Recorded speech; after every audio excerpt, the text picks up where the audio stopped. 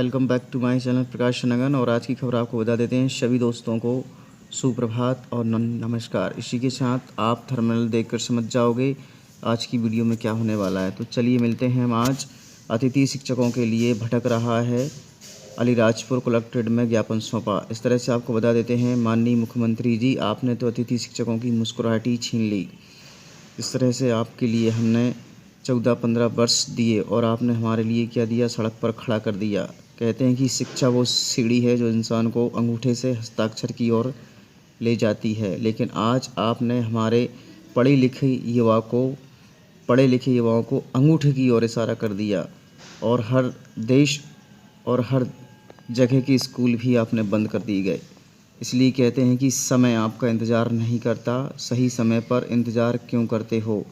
याद रखो, समय पर चलो और सबसे बेहतर वही बनता है जो समय से पहले चले।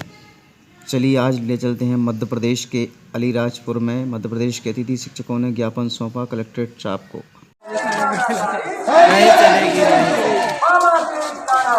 नहीं चलेगी,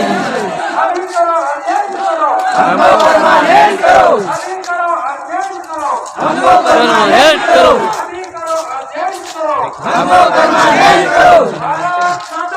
जय जय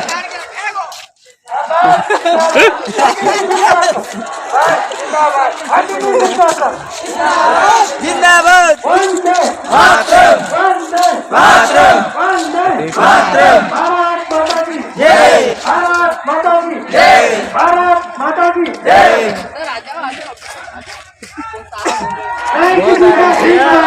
अभी तो भीख मांगते, नहीं किसी से भीख मांगते। जय जय मातरम मातरम मातरम, जय जय मातरम। जिंदाबाद जिंदाबाद जिंदाबाद जिंदाबाद जिंदाबाद जिंदाबाद। नहीं किसी से भीख मांगते, नहीं किसी से भीख मांगते।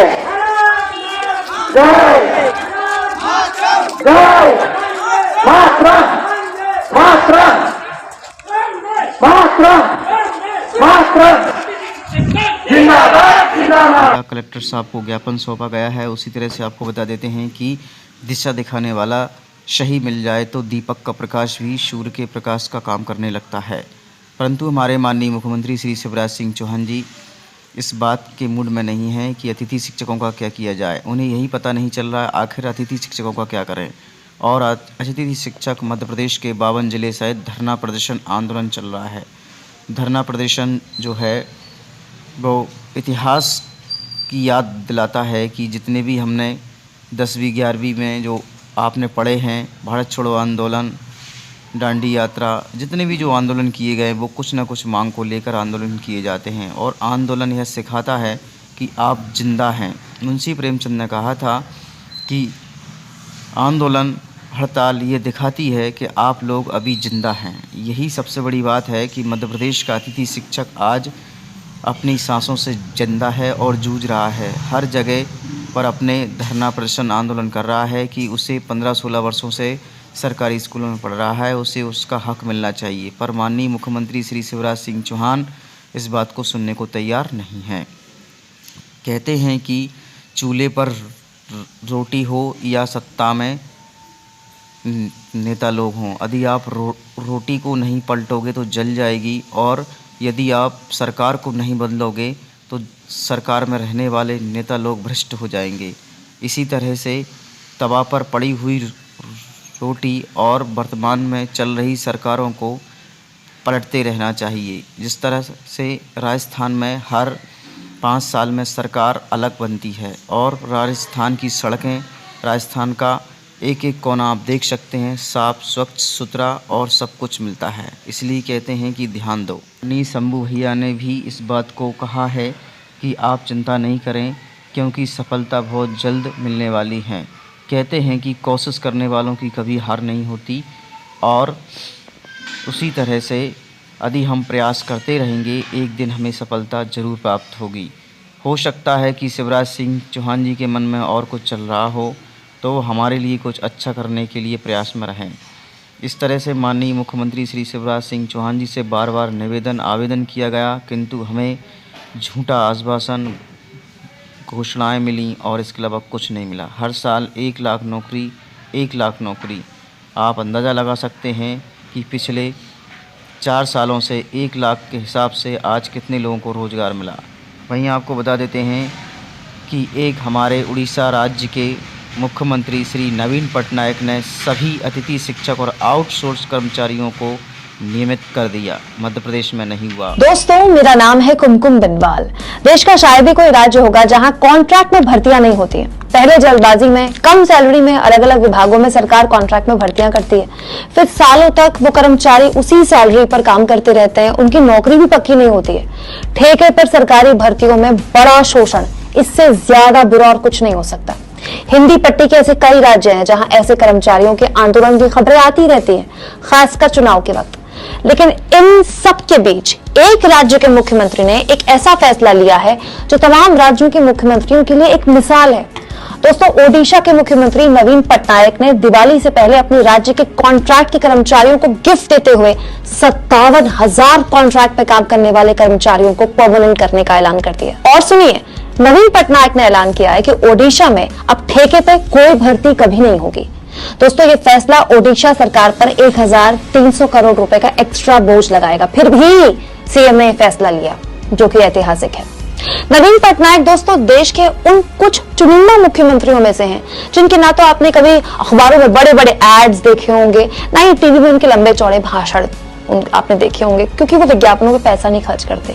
बिना किसी शोर शराबे के पिछले 22 सालों से नवीन बाबू ओडिशा को एक बीमार राज्य से देश के सबसे तेजी से आगे बढ़ने वाले राज्यों में से एक बना रहे हैं। जब भी कोई बेस्ट सीएम वाला डेटा निकल कर आता है, कोई भी एजेंसी ऐसा कोई रिसर्च करती है ना, नवीन पटनायक नंबर 2, नंबर 1 और नंबर 3 की लिस्ट में से एक होते हैं। दोस्तों, जब भी कोई नेता 22 सालों तक मुख्यमंत्री जैसे पद पर रहता है ना, तो उसमें घमंड आ जाता है, अहंकार आ जाता है, वो जनता से दूर हो जाता है। ये होता है, हर किसी के साथ होता है।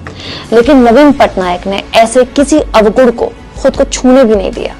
क्या आप जानते हैं, नवीन पटनायक शायद देश के इकलौते ऐसे मुख्यमंत्री हैं जो अपने राज्य की भाषा नहीं बोल सकते, नहीं आती उनको बोलनी, लेकिन उससे ऊपर जाकर नवीन पटनायक ने अपने राज्य के लोगों के मन की बात समझी और पूरी तरह से कॉन्ट्रैक्ट भर्ती ही अपने राज्य में खत्म कर दी। दोस्तों, ज्यादा पुरानी बात नहीं है जब प्रधानमंत्री नरेंद्र मोदी ओडिशा गए और नवीन पटनायक सरकार से बात की और कहा कि एक चक्रवाती तूफान आने वाला था ओडिशा, उसको लेकर बातचीत हुई पीएम मोदी और सीएम नवीन पटनायक की।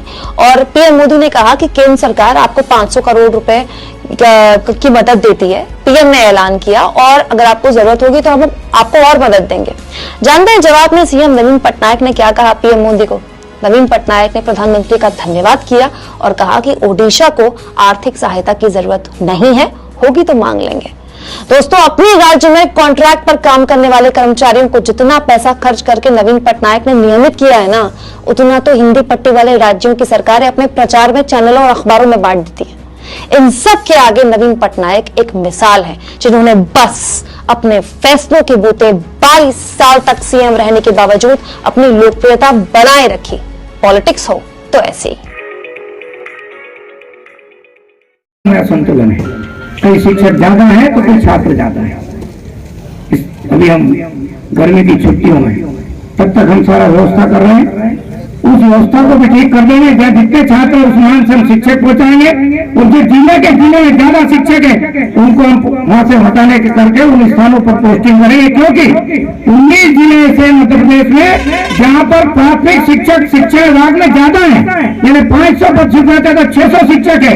उसके बाद भी शिक्षक रख रहे हैं। हम इस व्यवस्था को अमूलचूल परिवर्तन करते हुए जहां जितनी आवश्यकता है उतने शिक्षकों को भेजने का काम कर रहे हैं।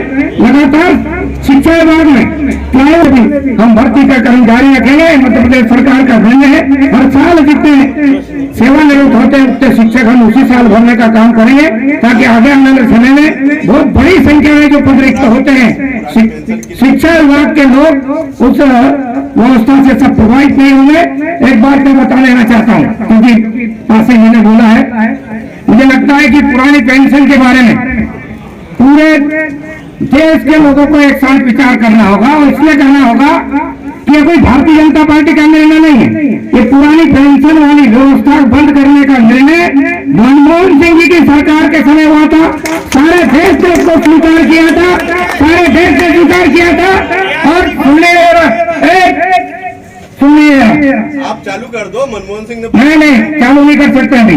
पूरे देश का निर्णय जो लोग जो सरकारें ये कह रही है, जो सरकारें कह रही है कि हम पुरानी पेंशन बहाल कर देंगे, शायद 2032 में 33 में पुरानी पेंशन का लाभ मिलेगा, तब तक वो लोग मुख्यमंत्री रहेंगे कि नहीं रहेंगे, केवल चुनावी एजेंडा बनाकर और झूठ बोलने का काम कर रहे हैं। हम इस बारे में भारत सरकार के साथ और अन्य राज्यों के साथ हमारे मुख्यमंत्री तालमेल बना रहे हैं।